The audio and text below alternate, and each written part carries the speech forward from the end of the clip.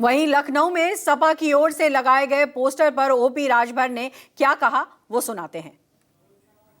जिनकी हत्या दिखा रहे हैं, वो मारने वाला कौन है, ये भी समाजवादी पार्टी के जो बैनर लगाने वाले लोग हैं उसके आगे लिखना चाहिए कि इन्होंने यादव ने मारा है। ये नहीं लिख रहे हैं,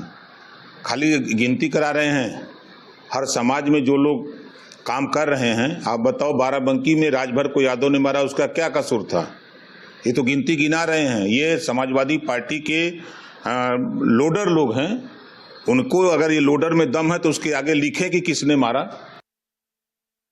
और इसी बड़ी खबर पर अशोक तिवारी सीधे हमारे साथ जुड़ गए हैं। अशोक, जिस तरीके से जानकारी आई है और जिस तरीके से अखिलेश यादव ने आरोप लगाया और उसके बाद ओपी राजभर ने पलटवार किया है, ऐसे में चुनाव तो अगले साल है, लेकिन क्या उससे पहले जाति धर्म को लेकर राजनीति शुरू होती दिख रही है?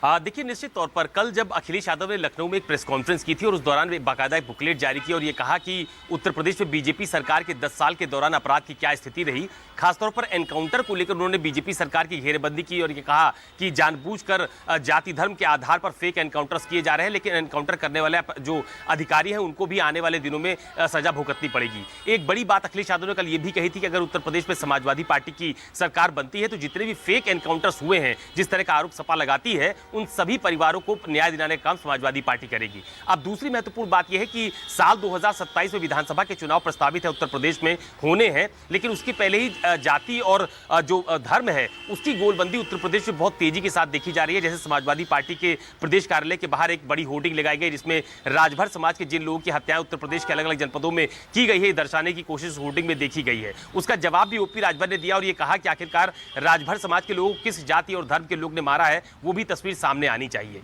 तो इतना जरूर है कि उत्तर प्रदेश में विधानसभा के चुनाव अगले साल 2027 में होने हैं, लेकिन जातिगत गोलबंदी की कोशिश चाहे वो समाजवादी पार्टी हो चाहे बीजेपी हो, दोनों ही दलों की तरफ से कोशिश की जा रही है कि जातिगत गोलबंदी की जाए और कम से कम जो वर्ग विशेष जिस पर वो अपना प्रभाव मानते हैं, अपना वोटर्स मानते हैं, उनके बीच में मैसेज जा सके कि उनकी पार्टी उनके लिए ज्यादा फिक्रमंद है और उनके लिए ज्यादा काम कर रही है। दूसरी महत्वपूर्ण बात यह भी है कि उत्तर प्रदेश में विधानसभा चुनाव से पहले बहुत अलग अलग ऐसे मुद्दे हैं जहां पर ध्रुवीकरण की राजनीति भी देखने को मिलती है। अभी पिछले दिनों आपने देखा होगा कि उत्तर प्रदेश में मुख्यमंत्री योगी आदित्यनाथ ने एक सार्वजनिक सभा में यह कहा कि अब सड़कों पर नमाज नहीं पढ़ी जाती है, अगर नमाज पढ़नी है तो वो शिफ्ट पढ़ ले, बहुत ज्यादा लोगों को परेशानी ना हो। इसका कटाक्ष भी समाजवादी पार्टी की तरफ से किया गया कि आखिरकार एक वर्ग विशेष को लेकर ही इस तरह की बयानबाजी क्यों की जाती है। तो ये जरूर है कि चुनाव में थोड़ा बहुत समय बाकी है, लेकिन अलग अलग मुद्दों के अलावा ये जो ध्रुवीकरण की पॉलिटिक्स उत्तर प्रदेश में जो सभी राजनीतिक दलों को पूरी तरह से रास आती है कि अगर ध्रुवीकरण होगा तो एक वर्ग किसी एक दल के साथ जाएगा, दूसरा वर्ग किसी एक दल के साथ जाएगा,